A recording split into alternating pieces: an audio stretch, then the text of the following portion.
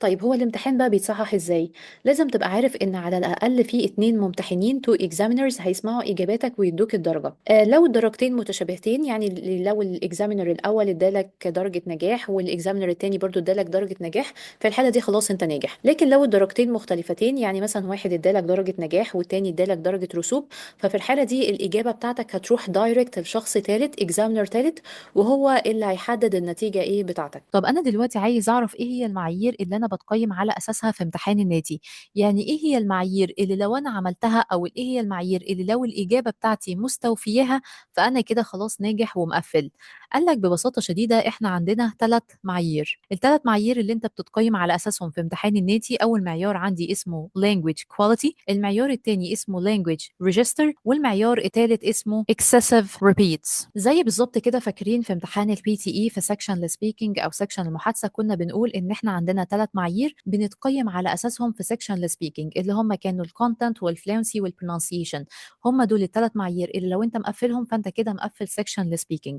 فنفس الفكرة هم دول ال3 معايير اللي أنت بتتقيّم على أساسهم في امتحان الناتي. أول معيار عندي اسمه language quality، وده واحد من أهم المعايير اللي بيتم تقييمنا على أساسها في امتحان الناتي، وده معناه ببساطة مقدرتك على تحدث اللغتين الإنجليزية والعربية بكفاءة، جودة اللغة عندك ومهارتك في استخدام اللغتين، يعني هل أسلوبك في الكلام سهل يتفهم، الجمل مترابطة، الكلمات مناسبة للسياق ولا لأ، يعني مثلا استخدمت أدوات ربط كويسة ولا كلامك كان مجرد جمل متقطعة، هل الكلمات مثلا اللي أنت استخدمتها مناسبة للسياق ولا فيها كلمات مش دقيقة.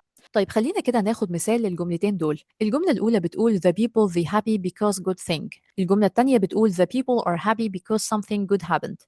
أنا بالنسبة لي الجملتين دول المعنى بتاعهم واصل، أنا عرفت إن الناس دول كانوا سعداء عشان في حاجة حلوة حصلت، ولكن الجملة الأولى الجرامر بتاعها مش سليم، هي grammatically incorrect، الجملة مش مظبوطة، في حين إن الجملة التانية هي grammatically correct، الجملة بتاعتي إيه مظبوطة.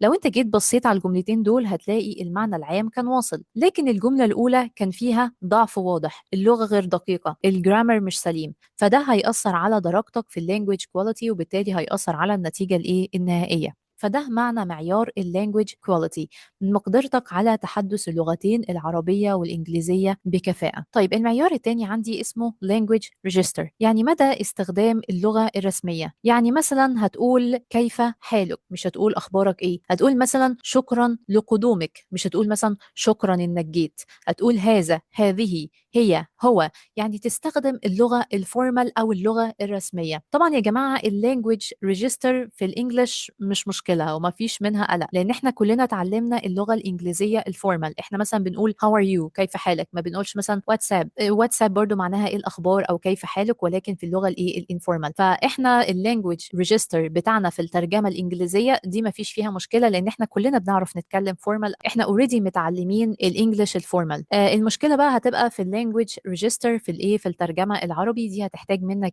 شوية براكتس او شوية تدريب لحد ما انت تبدأ ان انت تتدرب ان انت تقول مثلا كيف حالك، شكرا لقدومك، ذهبت الى المنزل، ذهبت الى العمل، وهكذا. تستخدم ايه اللغة اللي احنا بنقول عليها هي لغة الجرايد او لغة مذيعين الاخبار، دي هتاخد بس وقت منك شوية في البراكتس او في التدريب، وبعد كده تلاقي الموضوع سهل وبسيط. طبعا الناس اللي عايشة في الخليج ما اظنش ان هم هيواجهوا المشكلة دي قوي، لان العرب عموما كلامهم بيكون فيه قدر كبير من العربية الفصحى. يبقى اللانجوج ريجستر هو مدى انتقاء الكلمات، هل انت بتستخدم العربية الفصحى ولا بتستخدم لهجات، بدل مثلا ما تقول يعني ايه المشكلة ممكن تقول مثلا ما طبيعة المشكلة او ما الامر الذي يزعجك، وهكذا. طيب ثالث معيار عندي اسمه excessive repeats، ودي معناها ان الطالب مسموح له مرة واحدة فقط في كل دايلوج انه يعيد الجملة اللي هو سمعها من غير ما يتخصم منه اي درجات.